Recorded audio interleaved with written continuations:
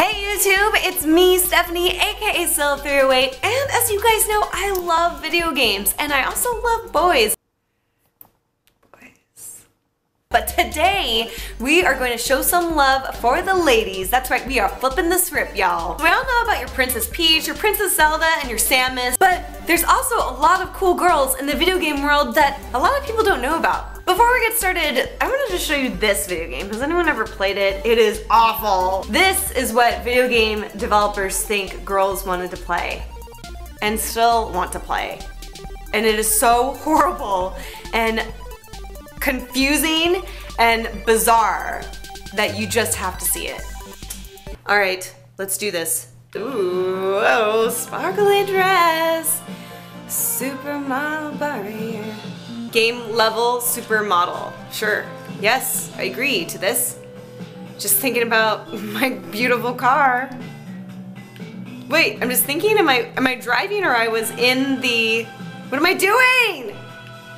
I'm getting, oh, get out of my lane. This is really bad. No girl wants to play this. Why are we still playing this?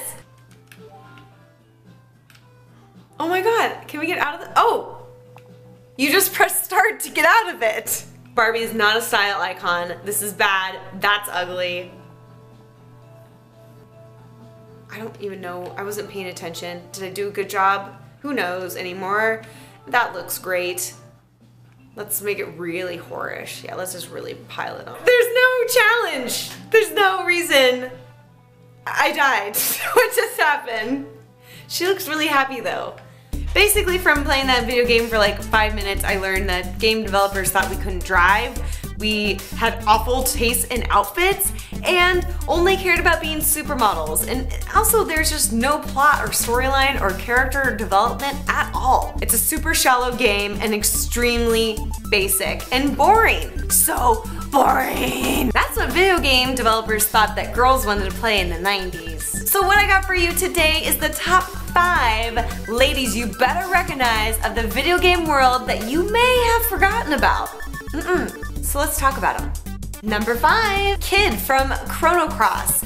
And I love Kid because she's actually the only one that really talks in the game. The whole like silent protagonist thing is really weird. 0 lines in the whole freaking video game, okay? This dude, right? His name was Surge, by the way. That's not acceptable. Kid was the voice of the video game, and she was a really cool character. She was also had this really weird like backstory that's very confusing that I cannot really explain to you right now because it involves other dimensions, time travel, she changes the course of time. There's things that happen that don't really make sense to me now as an adult with her, and it's really, really cool to try to piece it together and figure it out. It's awesome, and she's a really, really strong character on top of it. Number 4, Sarah Bryant from Virtua Fighters. The first thing that comes to mind when I think of Sarah is how pixelated she is. She puts Tomb Raider Lara Croft to shame, okay? She was just all points and angles and whoa. But at the time when Virtua Fighters was coming out, I was actually taking kickboxing classes. Sarah had similar kickboxing moves that I was learning about, so I really identified with her and I thought she was like the coolest. She had this really cool, dramatic, like almost telenovela storyline to her fighting character where she had been brainwashed and now she is an assassin that is out to kill her brother. So it was really dramatic to play her and figure out like what her character was gonna do at the end. Was she gonna kill her brother? Like, oh my God. Number 3, Claris from Nights into Dreams. So anyone who is a Dreamcaster knows about Knights, okay? He's a very identifiable character, but the heroes of that video game were actually 2 children, and one of them was a female named Claris. So she had a lot of issues with stage fright and performing in front of a lot of people, and believe it or not, guys, that's something that I struggled with in middle school. Now I'm just so smooth and natural on camera. So I kind of related to her struggles, and it was really cool to see a character that was brought into this magical dream world to help her get over her phobia. Seriously, that's the premise of Nights into Dreams, helping children just overcome their fears. That's pretty cool. Number 2, the Raptors from Jurassic Park for Sega Genesis. As you guys know, in the first Jurassic Park movie, they talk about how they purposely bred all the dinosaurs to be female so there'd be no mating, therefore no problems. What could go wrong, right? That was good. That's my laughing like Jeff Goldblum impersonation. I really hope you enjoyed that one. Taking that logic from the movie logic, I'm going to assume that in the video game, all the raptors that you get to play as are also female. And it's so amazing because all you get to do is just eat people all day long. It's awesome.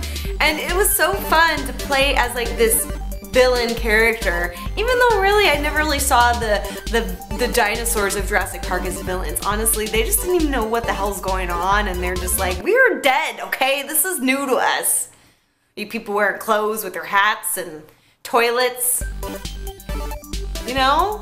And number one, the lady that was actually the inspiration for this whole video is Psylocke from X-Men 2. She has amazing weapons, her moves are really fluid and fast, and she can pretty much handle any level. The other thing I really love about Psylocke in X-Men 2 is that her body is very realistic. I mean, you know, as much as we can go here with the realisticness. She has wider shoulders and really defined muscles. Video game artists actually thought, oh, maybe we should make her actually have muscles and not just be this skinny chick. So that was my top 5 unsung heroes of the video game world.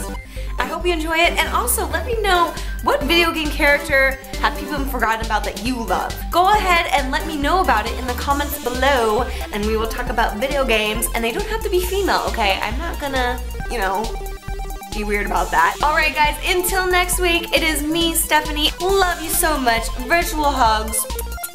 Much loves. And I will see you next week. Bye!